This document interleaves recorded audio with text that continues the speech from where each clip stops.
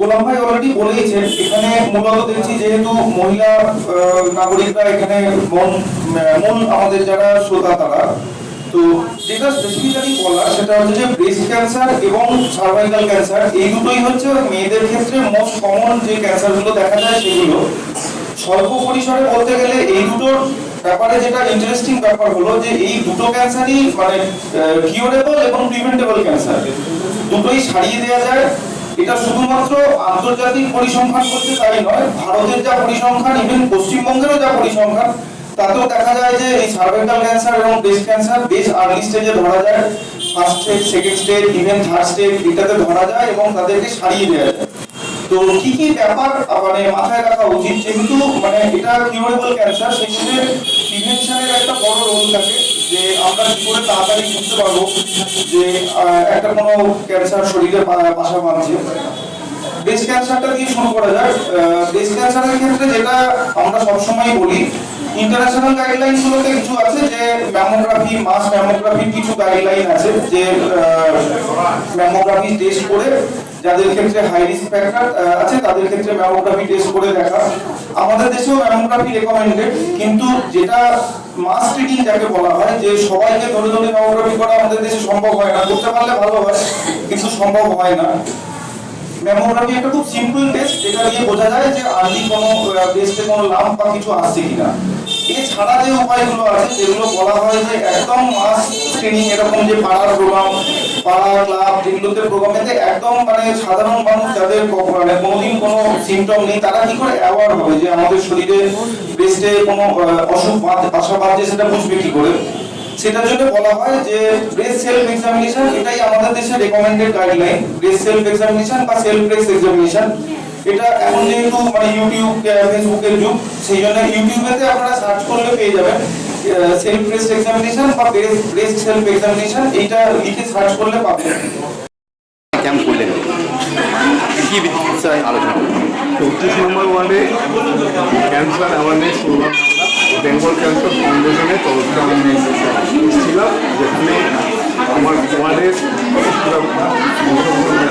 মহিলারা এসেছিলেন বা আমার পূর্ব মাতাল ছিলেন, তাদের সামনে আমরা ক্যান্সার সম্বন্ধে, তার রোগ সম্বন্ধে, তার চিকিৎসা সম্বন্ধে আমাদের ডাক্তারবাবু এবং আমরা ধরলাম, যাতে তারা ক্যান্সার থেকে আক্রান্ত হওয়া থেকে রক্ষা পাবে এবং কীভাবে ক্যান্সার থেকে রক্ষা পাবে সেটা আমাদের ডাক্তারবাবু জানিয়ে দিয়েছেন।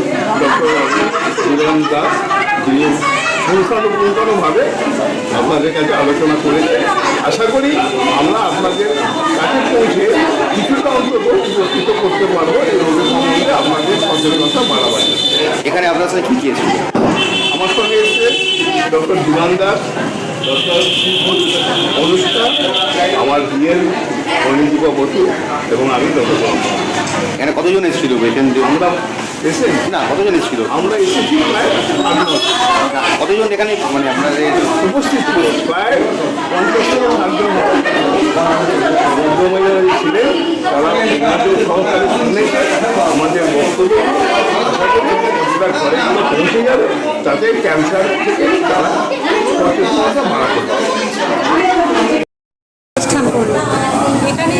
এখানে বর্তমান লায়ন্স ক্লাব অফ সেন্ট্রাল আর বেঙ্গল ক্যান্সার ফাউন্ডেশনের পক্ষ থেকে আমরা একটা ব্রেস্ট ক্যান্সারের অ্যাওয়ার্ড প্রোগ্রাম করেছিলাম, যেখানে মহিলাদের ব্রেস্ট ক্যান্সার এখন প্রায় হামেশাই হয়ে থাকছে, কিন্তু অনেক নিডি পিপল আছে, এমনি অনেক মানুষও আছে আমাদের মতো যারা এগুলোকে ধরো ক্যান্সারকে কেয়ার করি না, যেটা আর ক্যান্সারকে না কেয়ার করার জন্য এটা খুব মারাত্মক পর্যায়ে আসে, তার থেকে মারাত্মক হচ্ছে আমাদের যেটা সমাজে। সেই জন্য তাদের সচেতনতা করার জন্য আমার এই প্রোগ্রাম, আজকের এই প্রোগ্রামটা নিয়ে এসেছি। আজকে কারা কারা উপস্থিত ছিলেন? আজকে ছিলেন বেঙ্গল ক্যান্সার ফাউন্ডেশনের যিনি একজন ছিলেন জিএম ছিলেন, তারপর ওনাদের ডাক্তারবাবু ছিলেন, ডায়েটিশিয়ান ছিলেন, আরও ওনাদের সব মানে ওনাদের কর্মকর্তা ম্যানেজমেন্টের লোকেরা ছিলেন, 7-8 জন ওনারা ছিলেন। ওনারা আজকে আমাদের সবাইকে ওনারা বললেন যে কী করে আমাদের এই মানুষদের, এই সমাজের মানুষদের স্বাস্থ্য সচেতন করা যায়, সেই নিয়েই আজকের এই প্রোগ্রামটা হয়েছে।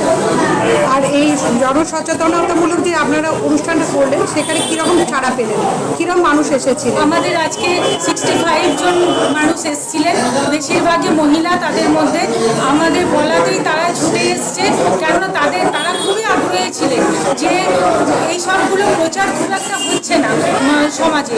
সব সময় তো আমরা তো অনেক কাজই করে থাকি, কিন্তু এই যে যেটার জন্য মানুষ একটুতেই মারা যাচ্ছে সেইটা নিয়ে কেউ প্রচারে এতটা নামছে না, সেইটা হিসাবে আমার মানে এই প্রোগ্রামটা করার উদ্দেশ্য ছিল। আপনার নাম পরিচয়? সুমিতা রায়চৌধুরী।